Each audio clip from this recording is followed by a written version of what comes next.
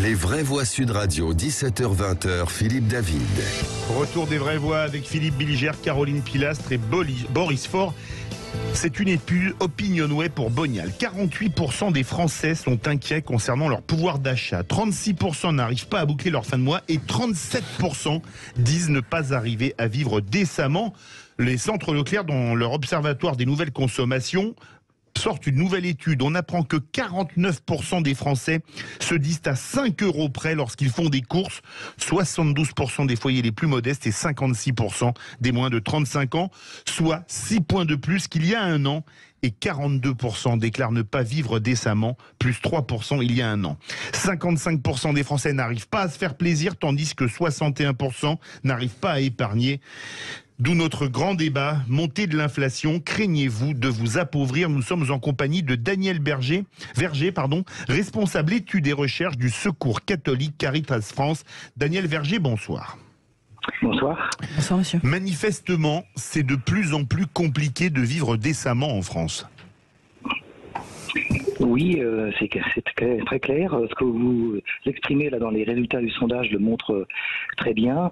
Nous aussi, on a fait un sondage récemment sur les personnes vis-à-vis de la pauvreté et qui montre que la moitié des Français estiment qu'il faut au moins entre 1100 et 1300 € pour vivre à peu près décemment, c'est-à-dire finalement un petit peu au-dessus du seuil de pauvreté. Donc on voit qu'il y a là quelque chose d'assez cohérent. Mais ça veut dire aussi que c'est plus de 2 fois plus que ce que touchent la plupart des personnes qui viennent au Secours catholique. Leur niveau de vie médian, c'est 537 €. Donc c'est moitié moins que ce seuil de pauvreté. Ce qui est absolument fou. Philippe Bilger. Daniel Verger, en écoutant ce sujet tout à fait nécessaire, je me rappelle une phrase de Jean Anouilh, un auteur que j'ai adoré longtemps, qui disait « La pauvreté, c'est se heurter à un mur ». Et dans les articles de journaux, depuis quelque temps, on voit de plus en plus une focalisation sur ce pourcentage important dont vient de parler Philippe. J'avais lu 40% des Français vivent dans des conditions difficiles, modestes. Est-ce que vous êtes amené vous-même, dans vos études et vos réflexions, à brosser le tableau le plus authentique possible de ce qu'il faudrait pour vivre décemment pour un Français? Daniel Verger. Oui, merci de cette question. C'est compliqué. Hein, qu'est-ce qu'il nous faut pour vivre décemment? Parce que finalement, ça dépend un peu de chaque personne. Les personnes que l'on rencontre au Secours catholique sont toutes ou presque des personnes qui expriment avec force la difficulté de la vie quand on a trop peu pour se nourrir, pour se chauffer, pour acheter un petit peu de suppléments pour les enfants, et que on est amené. Alors oui, c'est vrai que c'est un peu sortir un mur. C'est aussi surtout avoir une charge mentale extrêmement forte, c'est-à-dire être constamment obligé de faire des choix compliqués, voire des choix impossibles. De compter, quoi. De compter. De compter, exactement. Tout le temps. Tout compter, tout le temps, et accepter de pas faire un goûter pour l'anniversaire de son enfant parce qu'on a un peu trop honte de ce qu'on va pouvoir offrir, ou parce qu'ils vont voir que la maison, elle a des travaux qui n'ont pas pu être faits. Ça peut être ça, mais ça peut aussi être logé dans un hôtel parce qu'on n'a pas les moyens d'avoir trouvé un logement et que finalement on est logé des nuitées d'hôtel, ce qui rend très compliqué le fait de faire de la cuisine, par exemple. Caroline Pilastre. Il y a une inflation bien réelle depuis la sortie des confinements. Avec la guerre en Ukraine, ça n'a rien arrangé. Il y a une augmentation sur le gaz, l'électricité, les produits de nécessité. On le sait tous. Rappelons certains chiffres. Il y a 9 millions de personnes sous le seuil de pauvreté en France. Ça aussi, c'est bien une réalité. Et le dire, ça n'est pas une démagogie, puisque je le rappelle également, le pouvoir d'achat est la cause majeure d'inquiétude des Français, et c'est pour ça qu'elle est ressortie dans tous les sondages pour cette présidentielle. Vous avez en plus de toute cette précarité, la précarité liée à la santé, parce que beaucoup de Français, malheureusement, que ce soit ne se soignent plus. Les personnes très paupérisées ou même les classes moyennes qui se plaignent de plus en plus en vous disant vous savez, nous on gagne trop pour obtenir des aides, mais à l'arrivée on n'arrive pas à s'en sortir.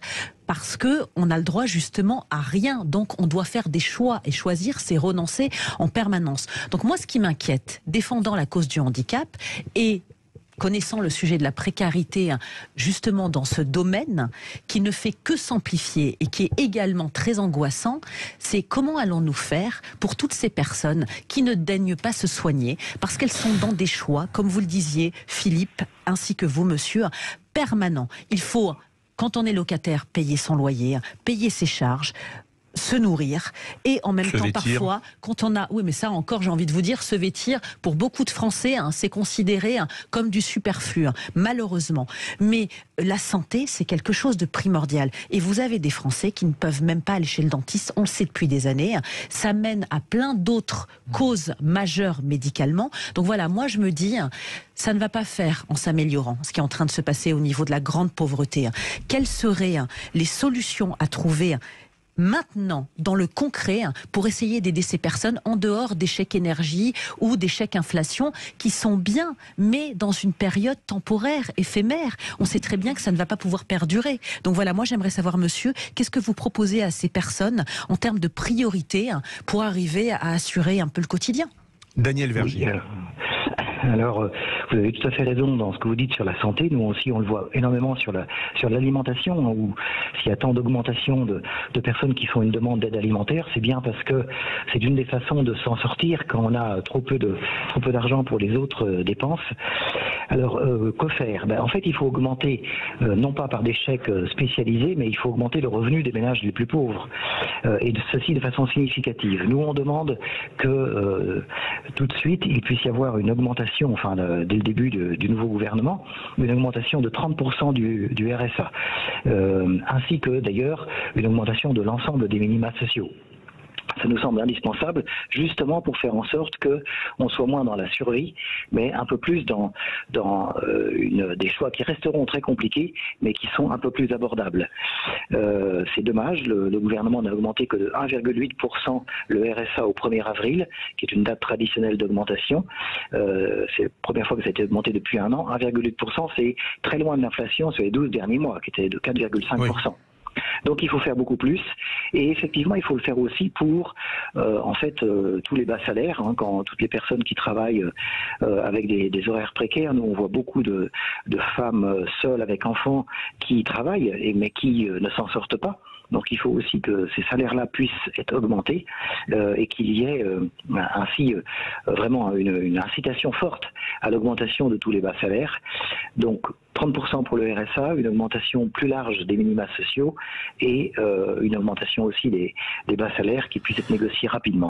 Boris Faure. Oui, on aurait souhaité que vous soyez candidat à la présidentielle, monsieur, parce que c'est vrai que les candidats à la présidentielle, et on ne va pas les citer, quand ils ont fait des propositions, il y en a un qui s'appelle Jupiter, il disait on va mettre au boulot les titulaires du RSA. Alors c'est bien de mettre au boulot des gens, mais alors comment on fait pour qu'ils se déplacent? Comment on fait? Il y avait, je pense, un vrai décalage entre ce que ressentent beaucoup de Français. Moi, je pense notamment à ces travailleurs pauvres qui malheureusement bossent et qui ne s'en sortent pas. Philippe, vous avez dit, il y a une personne sur deux qui ne peut plus se faire plaisir, qui n'a plus les moyens de se faire plaisir. 55%, c'est même un peu plus. Donc on est malheureusement sur des générations de gens qui sont déprimés. On organise la névrose. Si on ne se saisit pas de ce sujet rapidement, on aura un troisième tour social, on aura de nouveaux gilets jaunes après la présidentielle, c'est évident.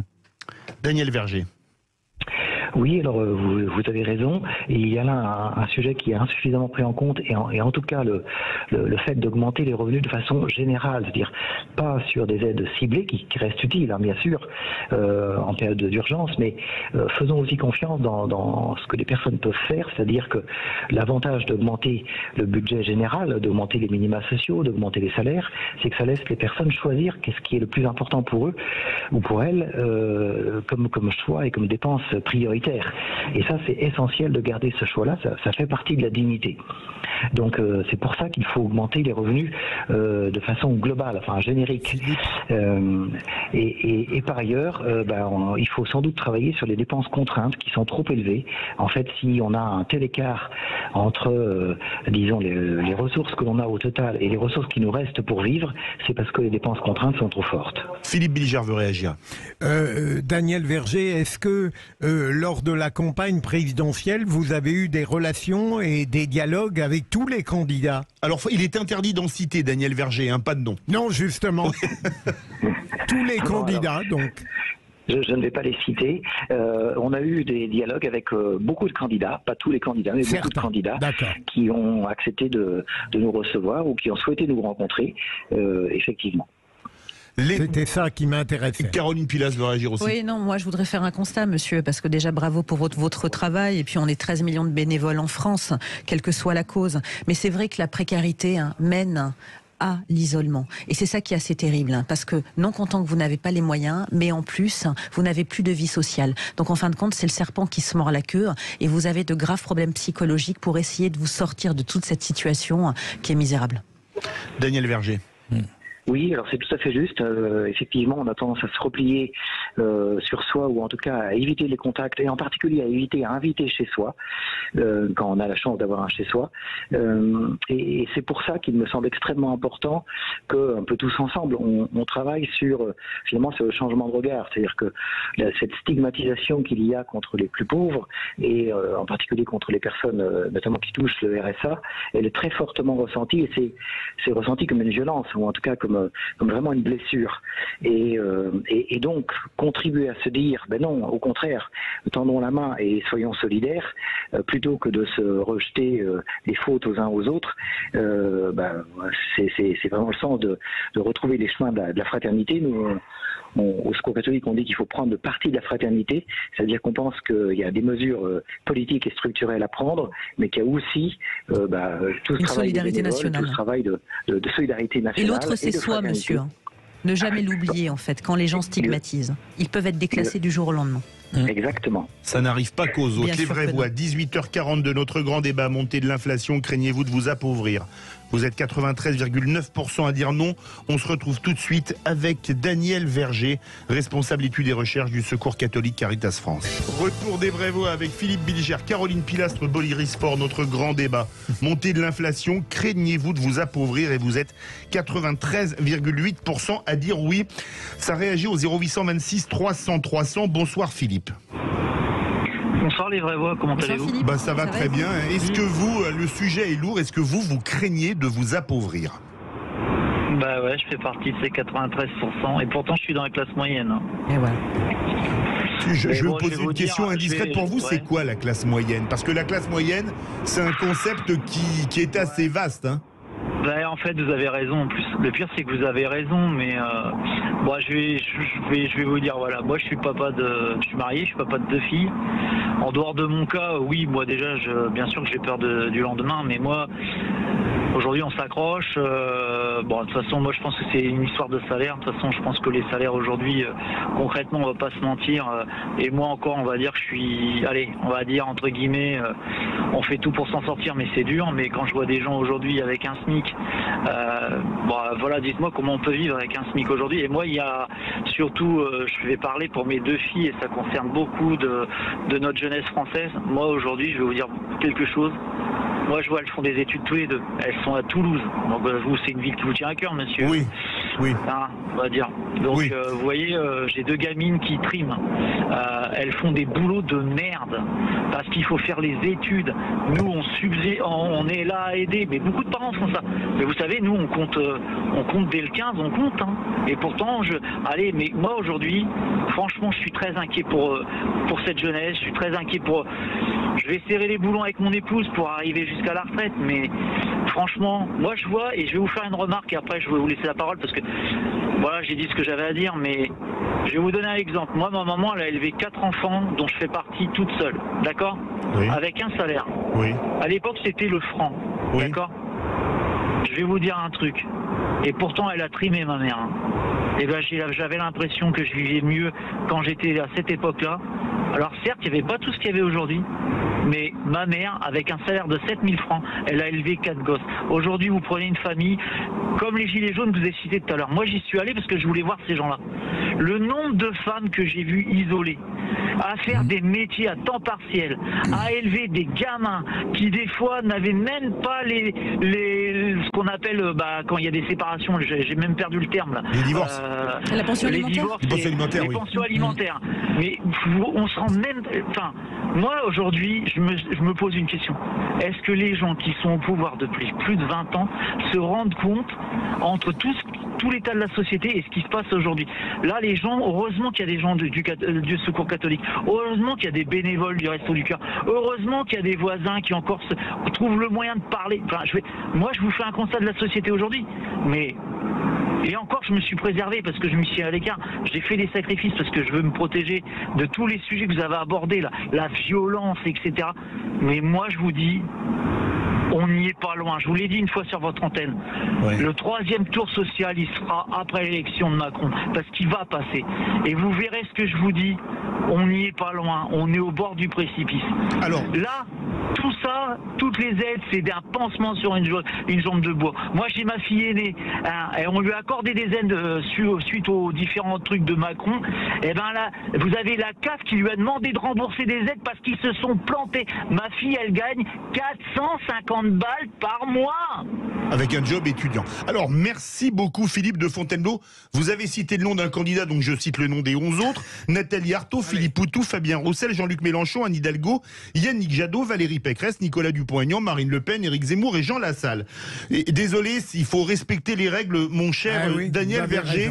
Qu'est-ce que vous voulez répondre à Philippe, Daniel ? Je crois que c'est poignant. Oui, exactement. Ça montre bien la difficulté que beaucoup de familles peuvent ressentir. Je voudrais surtout pointer le fait qu'il a dit que ses filles étaient étudiantes et c'était difficile. Et ça, c'est vraiment ce qu'on constate. On a beaucoup d'étudiants qui sont en difficulté, qui viennent voir le Secours catholique ou d'autres associations, en particulier pour avoir des aides alimentaires, mais pas uniquement, des aides aussi pour tout simplement faire face aux dépenses essentielles. Nous, on a vu un centre d'abandon d'études durant cet hiver. Donc là, il y a un vrai problème.